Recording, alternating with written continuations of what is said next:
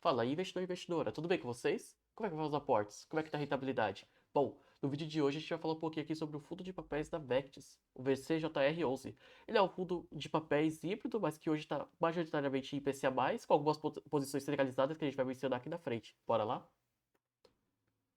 Bom, pessoal, vamos começar aqui falando um pouquinho sobre o objetivo do fundo, que ele forma, que ele investe tanto em CRI, LCI, LH, né? E também busca tentar pagar ao cotista a rentabilidade do NTNB mais a 3% ao ano, né? Ele é um fundo pra gente grande, né? Já é um fundo bem crescido. Eu gosto de falar assim para fundos que têm mais de 1 bilhão de patrimônio, né? Ele tem 1,5 milhão aproximadamente de patrimônio, já tá interessante, já era uma grande confiança e segurança para os cotistas. Isso é bom porque se ele tiver qualquer problema de inadimplência, ausência de pagamento, ele não vai ter dor de cabeças de maneira que impacte nas distribuições do fundo de maneira significativa. A cota patrimonial dele hoje está na casa dos R$ 97, mas a cota mercado hoje está sendo negociada em R$ 91, ou seja, está com cerca de 7 a 6% de desconto. Lembrando, claro, que esse vídeo aqui não é uma indicação de compra e venda, tudo bem? Estou aqui para debater com vocês, aprender com vocês e falar aqui um pouquinho sobre as escolhas dos gestores. Ele tem um número bom de cotistas, cerca de 20 mil cotistas aproximadamente, né? 18.279. E a taxa média da carteira dele hoje é IPCA mais 9. É uma taxa bem interessante. Medium risk quase high yield. Tá ótima para longo prazo para o cotista, principalmente com esse desconto aqui a mercado, né? Porque quando você consegue comprar o fundo com desconto a mercado de papel, você acaba conseguindo valorizar ainda mais essa taxa de juros. Essa taxa média aí, para quem compra agora, pode ser o IPCA mais 11, IPCA mais 10. Vamos ver aqui se ele informa bastante informações no relatório. Bom, a gente pode ver aqui nas notas do gestor que ele informa, né, que o fundo distribuiu cerca de R$ 1 por cota no mês de junho de 2023 e que será pago no dia 13 de julho, né? E esse pagamento representa na cota patrimonial o dividend yield mensal de aproximadamente 1,10 pontos percentuais e anualizado dá o dividend yield de 14,1%. Ele fala que quando comparado com a taxa NTNB e com o vencimento em agosto de 2026, né, a NTNB 26, o VCGTOR apresenta uma rentabilidade de 4,12% acima do retorno desse papel, uma vez que o NTNB 26 está cotada a IPCA mais 5,41%. Com isso, a gente pode considerar aqui que ele está pagando atualmente aproximadamente, ele informa aqui, né? Com o deságio atualmente que ele possui, quem compra via mercado secundário está adquirindo o fundo com a carteira, teoricamente, né? Se a gente não for considerar as taxas de gestão e administração, remuneração de IPCA mais 12% ao ano. Que é muita coisa, cara. É muita coisa. Isso aí é uma remuneração de um fundo high yield, por exemplo, né? E tem IPCA bem piores, né? IPCA mais 15, tá maluco. Se a gente vê alguns fundos aí como o do Tord, ou essa rapaziada aí de fundos mais high yield que tá com gestoras que não tem posições tão boas, que caiu cerca de 40, 50% aí no mercado, tem remunerações elevadas assim, né? Teoricamente, mas na prática acaba dando default, né? Então, comprar com deságio acaba valorizando muito, porque você não corre muitos riscos, né, de inadimplência e melhora a rentabilidade mensal e anual, né? A gente consegue ver aqui a tabela de sensibilidade do preço. Comprando no preço atual, que está aproximadamente de 90, R$ 91, vai estar comprando a NTNB 26 mais 6, mais 5, só que ele não informa se isso aqui é isento da taxa de administração e gestão. Mesmo que não seja isento da taxa de administração e gestão, significa uma rentabilidade aí próxima de IPCA mais 10, IPCA mais 9, o que está excelente para um carrego a longo prazo. Mas já deixo claro aqui que esse vídeo aqui não tem intenção de ser uma indicação de compra e venda, tá? Esse vídeo aqui eu tô querendo debater com vocês. Mas assim, considerando simplesmente a rentabilidade aqui e o tamanho do fundo que gera um grande conforto, hoje ele tem um bom carrego a longo prazo, na minha visão. Mas aí eu quero saber de vocês, o que vocês acham desse fundo? Compartilha a visão de vocês aí. Algum de vocês já tem participação dele? Tá pensando em fazer? O que vocês pensam desse fundo? Bom, vamos continuando aqui. É, Então, a taxa atual está muito boa, né? E ele fala aqui que ele está 106% alocado, o que significa que ele está com uma pequena alavancagem aqui de 6% do patrimônio líquido, né? Uma alavancagem irrisória, né? Sendo que 102% aproximadamente da carteira hoje está em CRI e fundos imobiliários.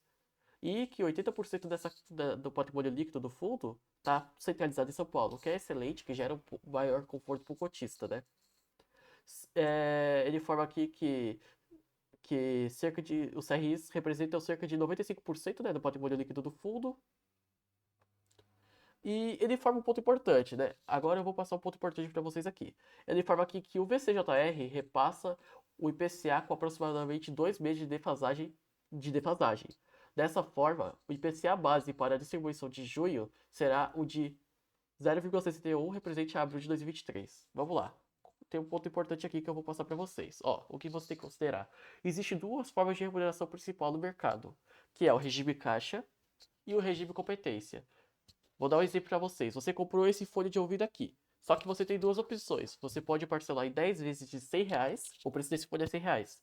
Você pode parcelar 10 vezes de R$ 100 ou pagar de uma vez.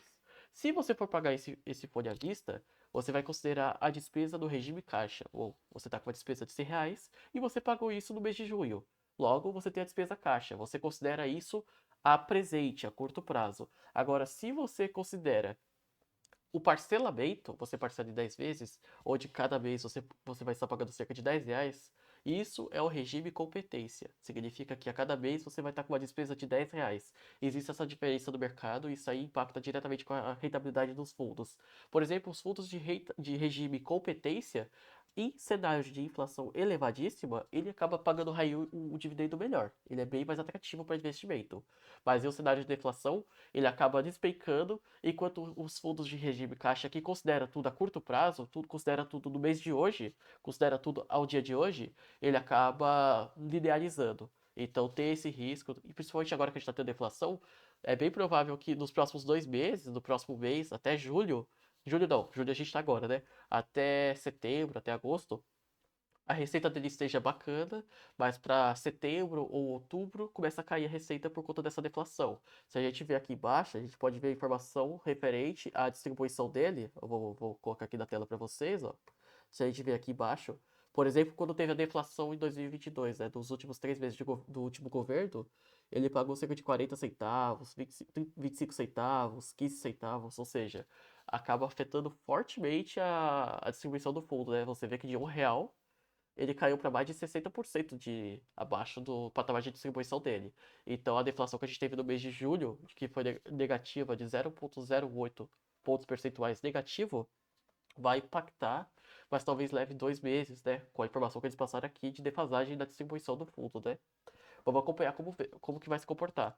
Pode ser que lá no mês de agosto, mês de agosto não, no mês de setembro ou outubro, ele pague uns 30, 40 centavos de por cota. Porque ele tem uma reservinha de lucro que pode acabar ajudando o fundo a se segurar nesse momento, né? Vamos ver como eles vão se comportar. Ele forma aqui, né, reserva de lucro não, né? Ele tem uma posição em Tesouro Selic, né? Para mim é uma renda fixa, então ele pode acabar vendendo essa posição para poder ajudar a linearizar o patamar de distribuição durante a deflação. Vamos acompanhar. Ele informa aqui que ele tem 85 bilhões em operações compromissadas, né? Então, isso aí representa uma posição baixíssima de alavancagem, não gera nenhum tipo de preocupação.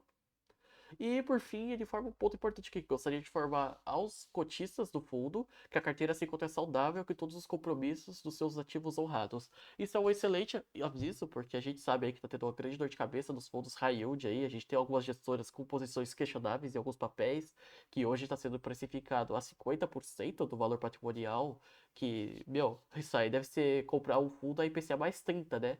Mas é porque, na verdade, é um discurso falso. O risco é elevadíssimo, tem posições em FIIs que tenha hoje o valor patrimonial próximo de R$ 1, então, tipo, isso é bom de saber, né? É bom saber que ele não está correndo nenhum risco e que os seus compromissos estão sendo honrados. É excelente porque às vezes esses fundos high yield acabam gerando bastante preocupação de inadimplência. A gente tem, por exemplo, o URCA aí também, né? Que é um fundo gigante, o high yield, que não está nas melhores posições hoje. Gerou uma taxa muito alta da sua emissão, né? 5%.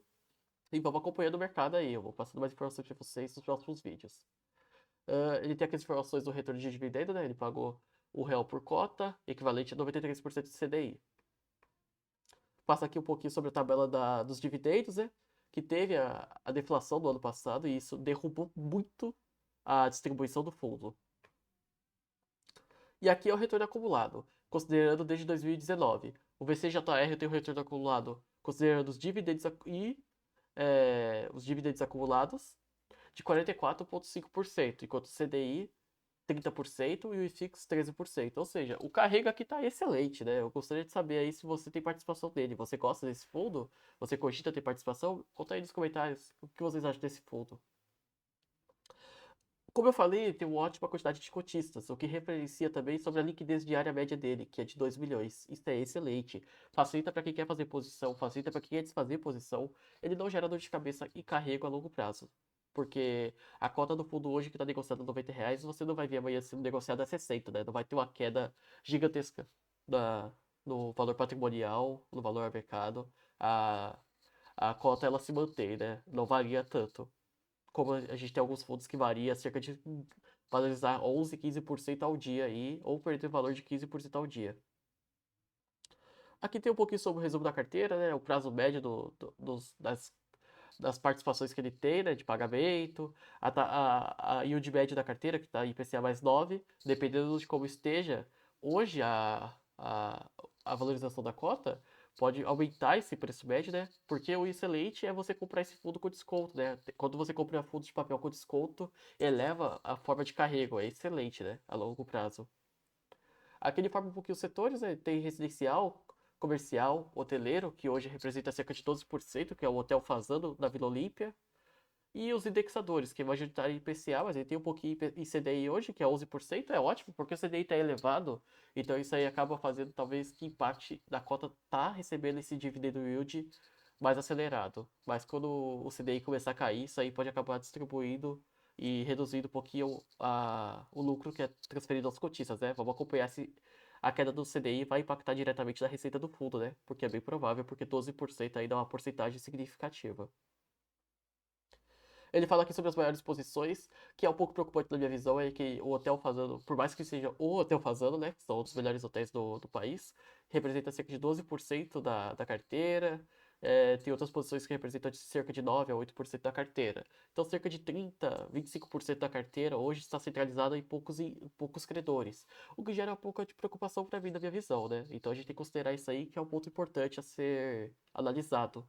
Porque para o fundo grande que ele é, com o patrimônio grande que ele tem, de 1 bilhão de patrimônio, né, 1,5 bilhão aproximadamente, poderia ter diversificado melhor, pulverizado melhor essa carteira dele, né? Aqui a gente pode ver a receita, né? Durante a inflação do ano passado, ele realmente teve uma queda bem considerável na distribuição dos dividendos, pagando 15, 30, 43 centavos. Então, a inflação, quando vem, acaba afetando forte esse fundo. Vamos ver como que vai se comportar nos próximos meses. Aqui ele passa um pouquinho sobre as informações da carteira hoje. A gente pode ver aqui que o Hotel Fazano representa cerca de 12% do patrimônio líquido. A taxa de aquisição hoje é IPCA mais 6,3, então não é uma taxa tão cara, não oferece tanto risco assim. Acredito que o Hotel Fazano consiga bancar sem preocupações essa taxa. Mas ao mesmo tempo ele tem aqui algumas posições bem mais tiro, porrada e bomba, né? IPCA mais 11, CDI mais 6, né? Então ele tem algumas posições aqui bem pegada high yield, um pouquinho preocupante. Tem que acompanhar se isso vai representar algum tipo de risco pro fundo. Talvez ele desfaça algumas posições aqui, ele faça posições em outros ativos, que não gere tanta dores de cabeça, vamos ver. Mas ele tem cerca de 30% do patrimônio líquido, né? Centralizado em poucos credores. Então vamos acompanhar como ele vai se comportando aí nos próximos meses. Com a deflação pode ser que não gere tanta dor de cabeça, então talvez não vai dar tanta preocupação assim. Vamos ver como ele vai se comportar. Aí ele passa aqui um pouquinho sobre os resumos dos ativos, né? Por exemplo, aqui o desenvolvimento residencial do shopping JK para aluguel, né? Na Vila Olímpia, uma região excelente para negócios imobiliários, principalmente. Ele passa aqui um pouquinho sobre as informações. Outro ponto importante é que as séries dele são sênior e mezanino, o que gera menos dor de cabeça. A gente tem que considerar outro ponto aqui, que existe três tipos de participação em papel, que é a série subordinada, a série sênior e mezanino. A série subordinada é a que oferece mais risco. Você ganha muito mais na remuneração, IPCA mais 10, IPCA mais 10 não, IPCA mais 15, IPCA mais 20. É uma loucura as taxas de subordinada. Mas ao mesmo tempo você corre muito mais perigo. E no caso de inadimplência, o, o credor ele vai focar em pagar primeiramente a série mezanino, depois a série sênior e depois, se souber alguma coisa, a série subordinada. Então esse fundo ele tem participação principalmente em séries sêniors e mezanino, acaba trazendo uma grande segurança para o cotista, né? A longo prazo isso aqui é ótimo, porque evita dores de cabeça. E passa aqui algumas informações, vamos pular para o principal aqui, né? Fala aqui um pouquinho da Cirela, que tem 8% do patrimônio líquido. Fica na região nobre de São Paulo, né? Moema, que é uma excelente região para negócios também.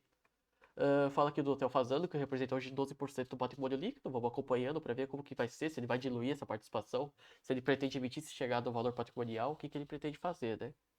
Não gosto tanto de centralização, tanto que eu vou falar também do KNHF, que hoje tem um grande problema que 50% praticamente dele tá centralizado em poucos ativos. KNHF hoje é um fundo que eu gosto bastante da tese de hedge funds, mas o carrego tá bem preocupante.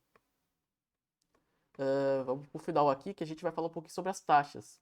Ele tinha há muito tempo taxa de performance. Infelizmente, hoje ele isentou essa taxa para os cotistas, mas ele tem uma taxa de administração aqui que eu considero bem cara, 8,6 pontos percentuais ao ano. Eu acho que é uma remuneração bem cara. Eu acho que eles podem começar a reduzir isso aqui. Ele já é um fundo gente grande, né? Eu gosto de falar isso. Já tem mais de 1 bilhão de patrimônio.